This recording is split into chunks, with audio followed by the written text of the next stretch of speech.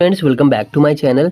My dear student, आज की इस वीडियो में हम लोग सीखेंगे कि अगर हमें कहना है कि काश मेरे पास ये होता, काश तुम्हारे पास वो होता, काश तुम्हारे पास कुछ भी होता, काश के सेंस में, तो हम सेंटेंस कैसे बोलेंगे, ग्रामर का क्या स्ट्रक्चर, क्या रूल यूज़ करेंगे। ओके, तो सबसे पहले देख लो कि यहाँ पे एक सेंटेंस को अच्छे से समझ लो कि जब भी हमें बोलना होगा कि काश मेरे पास एक अच्छा घर होता या कुछ भी होता, तो जब आप इच्छा जाहिर करोगे, ठीक है, तो ये सेंटेंस इच्छा जाहिर करने के लिए, यानी कि वो चीज़ आपके पास नहीं है बट आपकी इच्छा है कि काश वो आपके पास होता, तो हम वैसे सेंटेंस के लिए ही यहाँ पे सीखने वाले हैं। तो उसके लिए विश का यूज़ कंपलसरी हो जाता है, ठीक है। लेकिन ये पूरा स्ट्रक्चर हम समझेंगे। तो यहाँ पे क्या है कि देखो, हमने लिखा है सब्जेक्ट, उसके बाद विश, फिर सब्जेक्ट दिया है, देन हैड, और उसके बाद नाउन है। तो ये आपको अच्छे से याद कर लेना चाहिए, ठीक है। लेकिन उससे भी ज़्यादा आसान होगा कि आप सेंटेंस की ही प्रैक्टिस कर लो, तो आपको और भी अच्छे से समझ में आ जाएगा, ठीक। अब देखो, अगर हमें कहना होगा कि काश मेरे पास एक अच्छा घर होता, तो हम आई विश पहले बोलेंगे, एकदम कंपलसरी है कि आई विश पहले बोलेंगे कि आई विश काश मेरे पास एक घर होता। तो इच्छा हम खुद के लिए कर रहे हैं, तो हम आई विश, फिर बोलेंगे I wish I had a good house, ठीक है। I wish I had a good house. अब आप देखोगे कि कभी कभी हम किसी दूसरे के लिए भी ख्वाहिश रखते हैं। जैसे हम सोच रहे हैं सामने वाले के बारे में कि काश तुम्हारे पास एक अच्छा घर होता, सोच तो हम रहे हैं, ठीक है। तो आई विश तो कंपलसरी यूज़ होगा कि आई विश, यानी मेरी इच्छा है कि तुम्हारे पास एक घर हो, ठीक है, या घर होता। तो हम क्या करेंगे, थोड़ा सा चेंज क्या करेंगे कि आई विश बोलेंगे, आई विश, बस यहाँ पर हम चेंज कर देंगे, क्योंकि यहाँ पे हम ख्वाहिश सामने वाले सेकंड पर्सन के लिए कर रहे हैं। तो हम बोलेंगे I wish you had a good house, काश तुम्हारे पास एक अच्छा घर होता, यानी कि मेरी इच्छा है कि काश तुम्हारे पास एक अच्छा घर होता।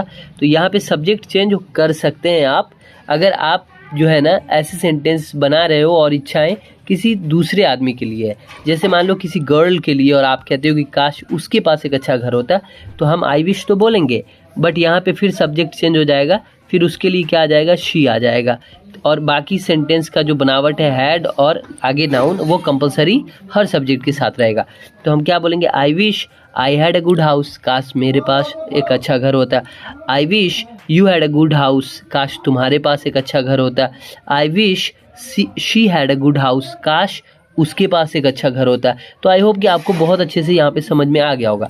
ये सेंटेंसेस मैंने इसलिए लिखे हैं कि मैं समझाऊं और उसके बाद आप इसे प्रैक्टिस करो, लिख लो। ओके, अब जैसे देखो, यहाँ पे हमने पहला सेंटेंस तो क्लियर हो गया, ठीक है। दूसरा सेंटेंस क्या है कि काश मेरे पास आईफोन होता, ठीक है नहीं, बट हमारी इच्छा है, ख्वाहिश है कि मेरे पास होता।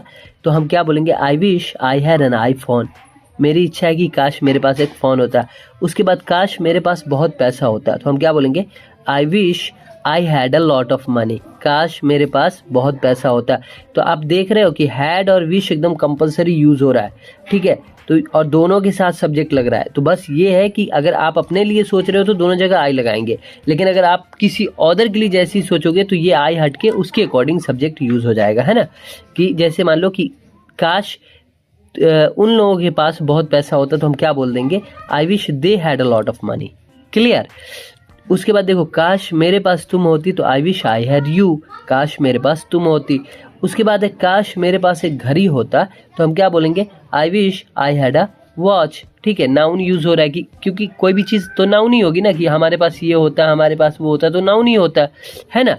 तो आई होप कि आपको ये समझ में आ गया होगा कि अगर आपको ये कहना है कि काश मेरे पास ये होता, या काश तुम्हारे पास ये होता, या काश उसके पास ये होता, तो हम इस रूल को फॉलो करेंगे और सेंटेंस में हम विश और हैड को यूज़ करेंगे। तो आप इसे प्रैक्टिस कर लो अच्छे से। अब अगर इतना आपको समझ में आ गया तो आप ये वाले सेंटेंस बना लोगे। तो पहला क्या है इसमें, काश मेरे पास लैपटॉप होता। अगर समझ आ गया तो कमेंट बॉक्स में ज़रूर बनाकर हमें कमेंट कर दीजिएगा। उसके बाद सेकंड है, काश मेरे पास एक गाड़ी होता। इसके लिए क्या बनेगा, आप ट्रांसलेट करके कमेंट बॉक्स में ज़रूर बताना। साथ ही साथ यहाँ पे है कि काश मेरे पास एक शर्ट होता।